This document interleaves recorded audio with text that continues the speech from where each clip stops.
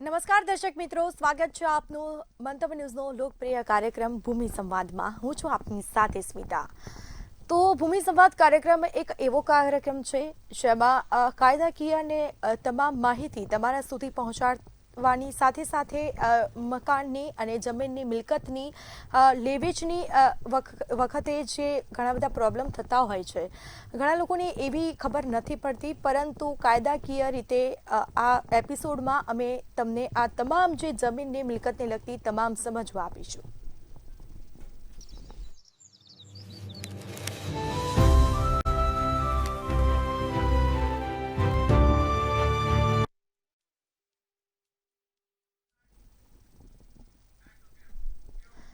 તો આ સાથે ખાસ આપણે જે ચર્ચા કરવાની છે, આપણી સાથે ઉપસ્થિત છે ગુજરાત સરકારમાંથી રેવન્યુ ડિપાર્ટમેન્ટમાંથી નિવૃત્ત થયેલા નિરંજન પંડ્યા, જેઓ એક અત્યારે સિનિયર એડવોકેટ તરીકે ફરજ બજાવે છે. જી મંતવ્ય ન્યૂઝમાં આપનું સ્વાગત છે. નિરંજનભાઈ, જે રીતે ગયા એપિસોડમાં ચર્ચાઓ કરી છે જમીનને લગતી, મિલકતને લગતી, પરંતુ ઘણા બધા પ્રશ્નો હજી એવા બી બાકી છે કે ઘણી બધી વખતે પ્રોપર્ટી લેવેચની વખતે તકલીફો પડતી હોય છે અને દસ્તાવેજો કરાવતી વખતે પણ ઘણી બધી તકલીફો પડતી હોય છે. પરંતુ દર્શક મિત્રોને ખાસ એ માહિતી આપશો કે સગા પુત્રને બાકાત રાખીને, ધારો કે પિતાએ કોઈ ત્રાહિત વ્યક્તિને વસિયતથી જે આપી હોય મિલકત, તો શું ખરેખર એક પુત્ર તરીકે કાયદા મુજબ એ કોઈ કાર્યવાહી કરી શકે ખરા? જી ના, સગા પુત્રને સિવાય પણ તમે વિલ એટલે શું કે પોતાની ઈચ્છા મુજબ એ વિલથી અમલ કરાવી શકાય છે. આગળના એપિસોડમાં પણ મેં આ ચર્ચા કરેલી છે કે જે સ્વપાર્જિત મિલકત હોય એ સ્વપાર્જિત મિલકત કોઈને પણ આપી શકાય છે, એમાં કોઈ એ ભંગ ના કરી શકે. હવે ખાસ મારી એક ચર્ચા એવી કરવાની છે કે આ એપિસોડમાં જેટલા ક્વેશ્ચન આન્સર આવેલા છે એનો અમે જવાબ આપીશું. પછીના એપિસોડમાં જે ગીરોના હક કેવી રીતે છોડાવવા, ગીરોના ઘણા બધા પ્રશ્નો થતા હોય છે. આજકાલ પણ આ બધી કેટલીક નોંધો નામંજૂર થાય છે, કેટલીક ટ્રસ્ટની નોંધણી કેવી રીતે કરાવી, શું કરવી, કેવી રીતે કરવી, ટ્રસ્ટનો હેતુ શું, ટ્રસ્ટની મિલકત વેચાય કે ના વેચાય, ત્યારબાદ વેચાણ દસ્તાવેજની પ્રોસેસ કેટલીક વાર આપણને ખબર નથી હોતી, તો એની પ્રોસેસ શું, ખેત જમીન ટોચ મર્યાદા શું છે, ખેત જમીન ટોચ મર્યાદામાં ખેતીની જમીનમાં જે ફાજલ થયું હોય એને અંગે શું નિર્ણય લેવો અને કેવી રીતે આગળ વધી શકાય તેની પણ વાત છે. કેટલાક એવા મુદ્દા છે કે 18 વર્ષની ઉંમર પછીના કયા કયા આપણને લાભો મળે છે તેની વાત કરવાની છે. આ વિગતો હવે પછીના એપિસોડમાં આ ચર્ચાઓ કરવામાં આવશે અને હાલમાં જે પ્રશ્નોત્તરીનો જે ચાલે છે એના કરતાં આ સળંગ પાછા એની અંદર જે ક્વેશ્ચન આન્સર આવશે તેનો અમે પ્રત્યુત્તર આપવા માટે જોડાયેલા રહીશું. બિલકુલ ઠીક.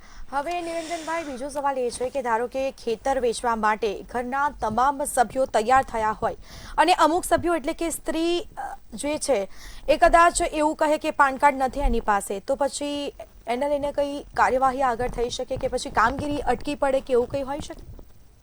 જ્યારે આપણે વેચાણનો દસ્તાવેજ કરતા હોઈએ છીએ, જે આવકવેરાના કાયદા પ્રમાણે એમાં પાન કાર્ડની વિગત દર્શાવવી પડે છે. કેટલીક વાર એવું હોય છે ગામડાઓમાં હજી પણ કેટલાય વ્યક્તિઓને પાન કાર્ડની જરૂરિયાત ઉપસ્થિત થતી નથી, તો તેવા સંજોગોમાં પાન કાર્ડમાં ફોર્મ નંબર 16 જે ભરવાનું હોય છે ઇન્કમટેક્સના કાયદા પ્રમાણે, કારણ કે અમુક કરતાં આવક વધારે થાય અથવા વેચાણ દસ્તાવેજ થતો હોય તેની ઇન્કમ માટે આપણે આ ભરવું પડે છે અને એમાં કોઈ એવો કાયદાકીય પ્રશ્ન ઉપસ્થિત થતો નથી. પાન કાર્ડ હોય તો પાન નંબર લખવો એ વેચાણ દસ્તાવેજમાં જરૂર છે. બિલકુલથી. હવે મોસ્ટ આઈએમપી સવાલ એ છે કે કદાચ વેચાણ કરવું હોય અને દસ્તાવેજ કરવો હોય અને કદાચ એ વ્યક્તિ જેલમાં છે, તો પછી એ માટે આગળ કોઈ કાર્યવાહી કઈ રીતે કરવી અને ગામના નમૂના નંબર 7-12માં હક ધરાવે છે તો તેની સહી કરાવવા માટે કઈ રીતે જવું? કારણ કે આ પ્રશ્ન દરેકના મનમાં થતો હોય છે કે કદાચ એ વ્યક્તિ જેલમાં છે તો પછી સહી કઈ રીતે કરાવી એમ. ખરેખર શું છે કે જ્યારે અસ્વસ્થ માણસ હોય કે કોઈ પણ રીતે પીડાતું હોય અથવા જેમ કહ્યું એ પ્રમાણે જેલમાં છે તો તેવા સંજોગોમાં સબ રજિસ્ટ્રારની કચેરીમાં જઈને એની સ્પેશિયલ ફી ભરીને જે દિવસ નક્કી કરવામાં આવે એ દિવસે સબ રજિસ્ટ્રાર જે જગ્યાએ હોય જેલમાં હોય તો ત્યાં જઈને પણ એનો વેચાણ દસ્તાવેજમાં સહી લઈ શકાય છે.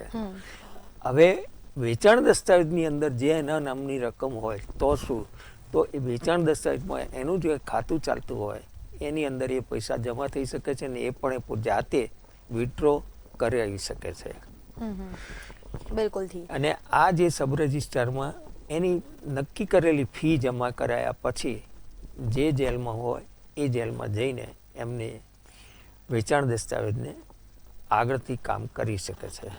એટલે એ પ્રોસેસ ફટાફટ થઈ શકે ખરા પછી? હા, આમ બહુ મોટે ભાગે તકલીફ પડતી નથી, પણ સબ રજિસ્ટ્રાર કચેરીના ભારણ ઉપર આધારિત છે. બિલકુલ જી. બિલકુલ. હવે જે વેચાણ દસ્તાવેજ સબ રજિસ્ટ્રાર કચેરીમાં નોંધાઈ ગયો છે તો તેની કોપી ક્યારે મળી શકે અને કેવી રીતે એની પ્રોસેસ હોય છે? સર, આ જે વેચાણ દસ્તાવેજ થઈ ગયો છે એ નકલ તમને સબ રજિસ્ટ્રાર કચેરીમાં સેમ ડે આમ તો મળતો હોય છે, પણ કોઈ કાર્યસર ના મળે તો 2 થી 3 દિવસમાં તમને મળી જતી હોય છે. હવે આ દસ્તાવેજમાં એક ખાસ એવી વસ્તુ છે કે જે ઇન્ડેક્સની નકલ અને વેચાણ દસ્તાવેજની નકલ તમે ઓનલાઈન સબ રજિસ્ટ્રારની જે છે ગરવી ગુજરાત એની અંદર તમે જાઓ અને એમાં તમે જે વિગતવાર ભરો અને ઓનલાઈન તમારે પૈસા ભરવાના હોય છે એ પૈસા ભરીને તો તમને ઓનલાઈન તમને તમારી પાસે ડાઉનલોડ કરીને એ કોપી મળી શકે છે. બિલકુલથી. એટલે એમાં કોઈ પછી તકલીફ આગળ પડે એવી કોઈ કામગીરી પ્રોસેસ કઈ અટકી પડે કે એવું નથી હોતું ને? પછી તરત મળી જઈ શકે ને? તરત તો મળી જાય, પણ તમે કોઈ ખોટી વિગત લખી હોય, ક્લેરિકલ મિસ્ટેક, દાખલા કે 1285 ને બદલે તમે 128 જ લખ્યો, 5 રહી ગયો, તો આવા તબક્કે જો ગણીએ તો જે તમારી ભૂલ થઈ છે એને કારણે હોઈ શકે કે એમાં વાર લાગી શકે. હવે કદાચ એવું બની શકે કે દસ્તાવેજ દરેક પાના ઉપર ગામનું નામ, તાલુકો અને સર્વે નંબર વિગતો લખવી હોય તો એ ખરેખર લખવું જરૂરી છે કે નથી? પછી ઘણીવાર આપણે પહેલાના અગાઉના વખતમાં પેલા ખાલી છેલ્લા પાને સહી આવતી કે જ્યાં આગળ વેચનારની સહી આવતી. તો તેવા વખતમાં ક્યારેક એવું પણ બનતું કાં તો દસ્તાવેજના પાના ઓછા થઈ જતા, કાં તો પાનું મેરાઈ જતું, કાં તો સર્વે નંબર આખો બદલી કાઢે. તો તેવા સંજોગોમાં આ સરકારશ્રીના એક સૌથી મહત્વનો આ નિર્ણય લેવાય છે કે દરેક પાના ઉપર સહી કરવી એ જરૂરી છે, વેચનાર અને ખરીદનારની.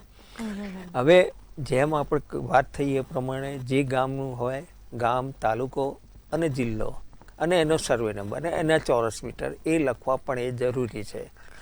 કેમ કે ઘણીવાર એવું પણ બને કે સર્વે નંબર ખરેખર ખોટો લખી દીધો હોય અને જ્યારે આ વેચાણ દસ્તાવેજની કાર્યવાહી ચાલતી હોય ત્યારે વકીલો પણ એવું કરતા હોય છે કે ઝડપથી કરો એમ કરીને આપણે ખરી હકીકત ક્યારેક રહી જાય અથવા ભૂલાઈ જાય અને કાં તો ખોટી વિગત ભરાઈ જાય, ખોટો સર્વે નંબર ઈરાદાપૂર્વક પણ લખાઈ જાય. તો આવું ન બને એટલા માટે દસ્તાવેજનું પણ વાંચન કરી લેવું એ જરૂરી બનતું હોય છે. બિલકુલથી. હવે બીજો સવાલ એ છે કે કદાચ માતા પથારીવશ હોય અને તેમનું નામ 7/12 છે તો એ રજિસ્ટર કચેરીમાં આપી શકીએ અને તેમને કશું કરવું પડતી હોય છે? પછી ના આવી શકે પણ પછી એની પ્રોસેસ કઈ રીતની હોય છે? એટલે જે અગાઉ આપણે જેમ જેલની વાત કરી તેમ આ સબ રજિસ્ટ્રાર કચેરીમાં તમારે નિશ્ચિત કરેલી ફી ઘરે આવીને એ આપણા ત્યાં દસ્તાવેજ કરાવી શકાય છે. હવે પથારીવશ છે તો પથારીવશ હોય તો માણસ ના આવી શકે, બરાબર છે, પણ એની માનસિક અસ્વસ્થતા હોવી એ બધું રહી છે.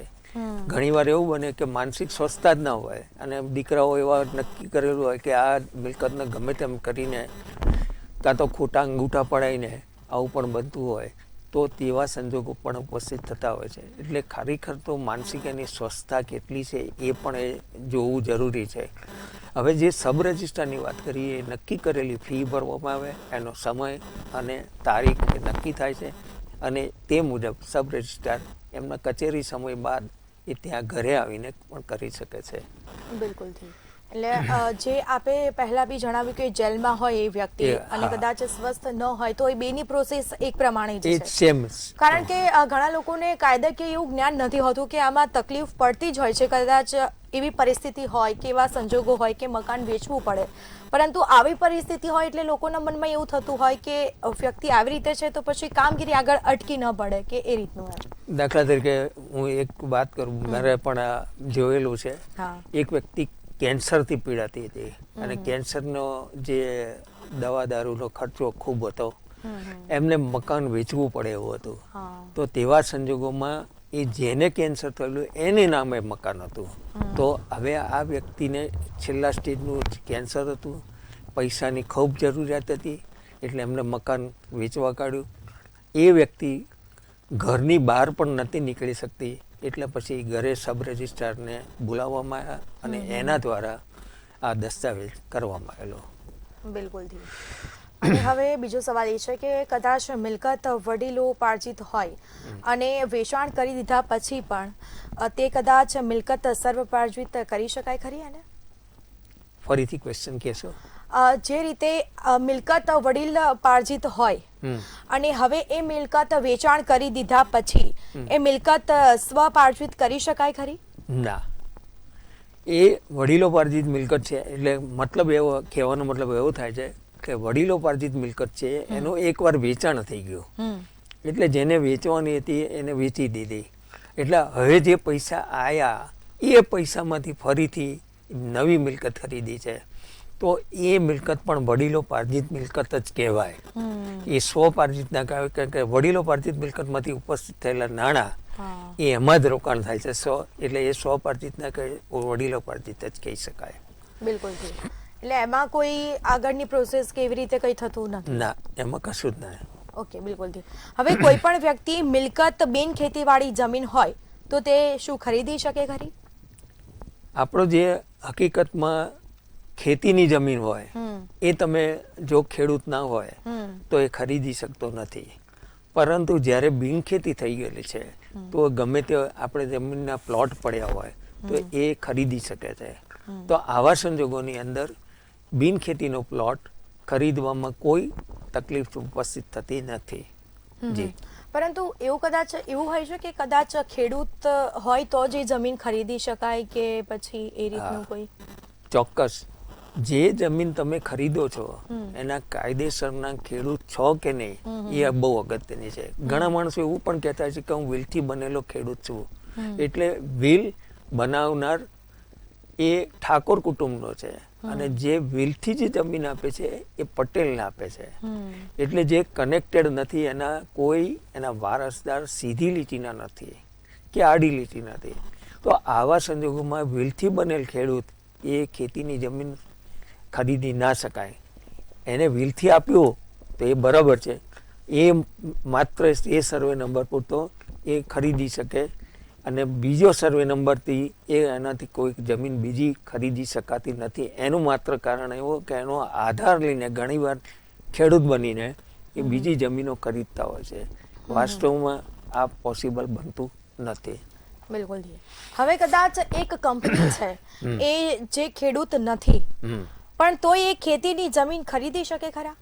હા, જે આપણા પ્રમાણિક ઔદ્યોગિક હેતુ માટે જે ખરીદવામાં આવે છે અને કલમ 65 હેઠળ એની મંજૂરી લેવામાં આવે છે, જે ખરેખર કંપની બિનખેડૂત છે પણ છતાંય કંપનીને આવું ઔદ્યોગિક ઉત્પાદન કરવાના હેતુથી આપણને મંજૂરી બિનખેતી કરવા માટેની મળે છે, એટલે ખેતીની જમીન ખરીદી શકે. 1 મહિનાની અંદર એમને રજૂ કરવાના છે દસ્તાવેજો, એ દસ્તાવેજના આધારે એને બિનખેતી કરાવવાની અને 3 વર્ષની અંદર એને ઉત્પાદન કરવાનું થાય છે. બિલકુલ. એટલે કદાચ એક કંપની તરીકે કંપની માલિક એ ખેડૂતની જમીન ખરીદી શકે? હા, ચોક્કસ ખરીદી. પરંતુ કોઈ અધર વ્યક્તિ એવું હોય એ વસ્તુ એ વ્યક્તિ ખરીદી ના શકે, જે ખેડૂત ના હોય તે ખરીદી ના શકે. બિલકુલ. અને હવે બીજો સવાલ એ છે કે પ્રોપર્ટી કાર્ડ એ શું છે અને એના મુખ્યત્વે એમાં શું દર્શાવવામાં આવે છે?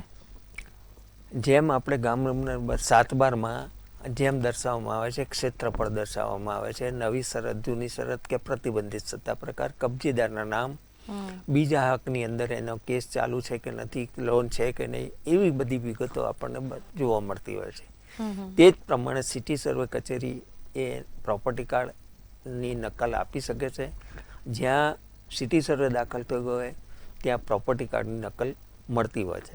હવે આ જે પ્રોપર્ટી કાર્ડમાં મુખ્યત્વે સૌથી પહેલું આવે એનો સિટી સર્વે નંબર, ત્યાર પછી આવે એનો સત્તા પ્રકાર આવે, કેટલા ચોરસ મીટરની જમીન છે તે એની સત્તા પ્રકારની વિગત આવે, ત્યાર પછી વિશેષદારો આવે, ત્યારે પ્રથમ હક કોણ ધરાવે છે તેની વિગત આવે, બીજા હકમાં કોણ છે તેની વિગત આવે. એટલે સામાન્ય 7/12 ને લગતી વિગતો છે. પણ અહીંયા જુદું ક્યાં પડે છે કે ફક્ત આ જે સિટી સર્વેનો રેકોર્ડ પ્રોમલ્ગેશન થયા પછી એ અમલમાં આવતું હોય છે. હાલમાં જે નંબરોની બિનખેતી થઈ જાય છે એના પ્રોપર્ટી કાર્ડ બનતા હોય છે અને એનું 7/12 ત્યાંથી બંધ થઈ જતો હોય છે. એટલે 7/12માં કોઈ નવી નોંધ પડતી નથી. હવે પછી બિનખેતી થયેલા નંબરની પ્રોપર્ટી કાર્ડની અંદર વિગતો દર્શાવવામાં આવે છે. બિલકુલથી. હવે સવાલ એ છે કે ધારો કે કદાચ ખેતર છે અને એ જમીનમાં એવું લાગતું હોય કે હદ નિશાન જે છે એ તોડી નાખેલ છે અને પછી એની ઉપર કદાચ દબાણ કરેલ છે, તો પછી આગળ કઈ રીતની એની કાર્યવાહી થતી હોય છે? એટલે પ્રશ્ન એવો છે કે જે હદ નિશાન છે, આપણે કોઈ પણ ખેતરની બાજુમાં હદ નિશાન હોય. કેટલાક આપણે ખેતરમાં જોઈએ છે કે કાંટાની વાડ લગાવી હોય, થોરિયા જેને આપણે કહીએ. કેટલીક જગ્યાએ ફેન્સિંગ કરેલી હોય, કેટલીક જગ્યાએ માત્ર છેડા કરેલા હોય. તો આ જ્યાં હદ નિશાન તોડી નાખવામાં આવે, દાખલા તરીકે એક હદ નિશાન તોડવા માટેની શું કે જે નક્કી કરેલી જગ્યા છે એને હદ નિશાન તોડી નાખે છે, તો ખરેખર એ હદ નિશાન તોડી નાખવામાં આવે તો એ કાનૂની તમારા ઉપર કાર્યવાહી થઈ શકે છે. આ હદ નિશાન જ્યારે તોડી નાખે તો તે સંજોગોની અંદર એ હદ નિશાનની માપણી કરાવીને તમે કરી શકો છો. ત્યારબાદ મામલતદાર કચેરીનો સંપર્ક કરવાનો. જો દબાણ થયું હોય અથવા તો ના કર્યું હોય તો તે પણ તમને DLR કચેરી દ્વારા જાણવા મળતું હોય છે. એટલે સૌથી અગત્યની વાત કે જ્યારે પણ તમારે આવી રીતની થયેલું હોય, એટલે મીન્સ કે હદ નિશાન તોડી નાખ્યા હોય, તો મામલતદાર કચેરીનો સંપર્ક સાધવો એ હિતાવહ છે. બિલકુલથી. હવે સિવિલ કોર્ટમાંથી જે મનાઈ હુકમ આવતો હોય છે એ મળ્યો હોય તો તેની નોંધ કરાવી જરૂરી છે કે નથી? ચોક્કસ.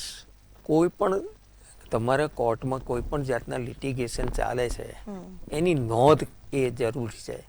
મનાઈ હુકમ એટલે શું કે આપણે સ્ટેટસ કહો એ બંને પ્રકારે એની નોંધ કરાવવી જરૂર છે. કેટલીક વાર એવું બનતું હોય કે આ જો તમે કર્યું ના હોય, મૂળના અસલ માલિકોના નામ ચાલતા હોય. હવે અસલ માલિકોના નામ ચાલતા હોય ને ઈરાદાપૂર્વક એ કોઈને વેચાણ કરી દે. હવે ખરેખર જો મનાઈ હુકમ હોય તો એની જો નોંધ પડે તો પણ એ નામંજૂર થાય. ખરેખર તો એ શક્ય નથી બનતું, પણ ઘણીવાર આવું બને તો તેવા સંજોગોમાં મનાઈ હુકમ એની અંદરથી એ હોય તો આગળ કંઈ કાર્યવાહી થઈ શકતી નથી. એટલે એની નોંધ પડાવવી એ બહુ જરૂરી છે. બિલકુલ. અને કદાચ નોંધ ન પડાઈ હોય તો પછી આગળ તકલીફ પડે? હા, 100%.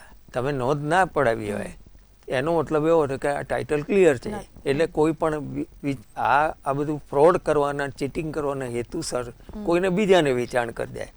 તો જ્યારે એનો નિર્ણય આવે ત્યારે પણ એકવાર તો પેલી વ્યક્તિનું નામ દાખલ થઈ ગયું અને એની પાસેથી જે આ વેચનાર છે એને અમુક લાભો મેળવી લે, પૈસા લઈ લે અને આવું બનતું હોય છે. તો એટલે સૌથી સારી વસ્તુ કે મનાઈ હુકમની જ્યારે પણ મળે એની નોંધ કરાવી દેવી એ હિતાવહ છે. બિલકુલ. હવે ઘણા વર્ષો પછી મારા વેચાણની જે નોંધ થઈ હોય સુઓ મોટોમાં, તેને લઈને ક્યાંક નામંજૂર કરી છે તો એની માટે ખાસ શું કરવું જોઈએ? હવે સૌથી પહેલી વાત તો કે સુઓ મોટો એટલે કે જ્યારે જે કચેરીને એમ જાણવા મળે કે આ એટલે અધિકારીને કે આ ખોટી નોંધ પ્રસ્થાપિત થયેલી છે અને અમુક નોંધ દાખલા તરીકે ખેડૂત બિનખેડૂત વ્યક્તિએ ખરીદેલી છે, તો બિનખેડૂત વ્યક્તિએ ખરીદેલી છે અમુક વર્ષ પછી જાણ મળે છે, તો એવા સંજોગોમાં એ પ્રશ્ન કાં તો સુઓ મોટોમાં લઈને અને રદ કરી શકાય છે. ખેડૂતમાંથી બિન ખેડૂત જે થયેલ છે એ બિન ખેડૂત તરીકે એને રજૂ કરવાના થાય છે અને તેના આધારે સુઓ મોટોમાં આ નોંધ જે થયેલી અગાઉ એ રદ થાય છે. ખરેખર પરિસ્થિતિ કેવી છે કે સુઓ મોટોમાં જ્યારે કંઈ પણ અક્ષમ્ય ભૂલો હોય એને કારણે પણ સુઓ મોટો અમલમાં આવતું હોય છે. આ બાબતે વધુ આગળ ચર્ચા કરીશું, કારણ કે કઈ કલમ શેના માટે અને કેમ એની પણ ચર્ચા આગળના એપિસોડમાં કરવામાં આવશે. બિલકુલથી. તો ખાસ નિરંજનભાઈ, આપણે અત્યારે જે ચર્ચા કરી છે, ઓલમોસ્ટ જે સવાલ જવાબો કર્યા, એટલે કે દર્શક મિત્રો સારી રીતે અને સરળ ભાષામાં સમજી શક્યા, કારણ કે આપે ખૂબ સરસ માહિતી આપી જમીનને લઈને. અને ઘણી વખત દર્શક મિત્રો હોય કે પછી અન્ય કોઈ વ્યક્તિ હોય અને જમીનને લઈને ગૂંચવણો ખૂબ જ થતી હોય છે, પરંતુ ખાસ દર્શક મિત્રોને છેલ્લી ટિપ્સ આપી દો કે ખાસ શું ધ્યાન રાખવું જોઈએ. જ્યારે મેં આગળ પણ વાત કરી છે કે જ્યારે મિલકત તમે હોય એ મિલકતને લગતું તમારે ખાસ એ જોવું જોઈએ કે મિલકત ટાઇટલ ક્લિયર છે કે નહીં. હવે ઘણા શું કરે છે કે ટાઇટલ ક્લિયર ન હોવા છતાંય મિલકત ખરીદી લે. કેટલીક વાર એવું કે 7/12 મારું નામ છે જ ને કે લો આ, પણ કેટલાય વિવાદ ચાલતા હોય અને છતાંય ખરીદી લેતા હોય છે. તો આવા સંજોગોમાં એવી પરિસ્થિતિ આવે કે આપણા જે મળેલા આપણે ખર્ચેલા પૈસા એ મળતું નથી, એનું વળતર મળતું નથી. કેટલીક વાર એવું પણ બને કે નકામા આપણે પણ વાદ વિવાદની અંદર જોડાઈ જવું પડે છે. એટલે જ્યારે પણ તમે મિલકત ખરીદતા હો એને પૂરેપૂરી તમારે સમસ્યાનો હલ કરવી હોય તો સારા એડવોકેટ કે એની જેની જાણકારી હોય મિલકતને લગતી તેની પાસે જઈને સલાહ સૂચન લેવા જોઈએ. બિલકુલથી. તો નિરંજનભાઈ, જે રીતે અમારા દર્શક મિત્રોને આપે માહિતી આપી, જમીનના કાયદાકીય તમામ જે સરળ ભાષામાં શબ્દોમાં લોકો સમજી શકે તેવી રીતે આ સરસ માહિતી આપી, તે બદલ આપનો ખૂબ ખૂબ આભાર.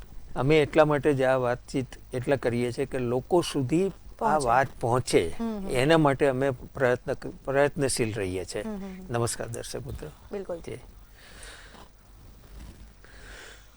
તો આ એપિસોડમાં જમીન મિલકતને લઈને ખાસ જે ચર્ચાઓ કરી છે, અને તમને પણ જમીન મિલકતને લઈને કંઈ મૂંઝવણ છે, ખરીદી કરતી વખતે કંઈ તકલીફ પડતી હોય કે પછી વેચતી વખતે તકલીફ પડતી હોય, તો તમે એડવોકેટ નિરંજનભાઈનો સંપર્ક કરી શકો છો.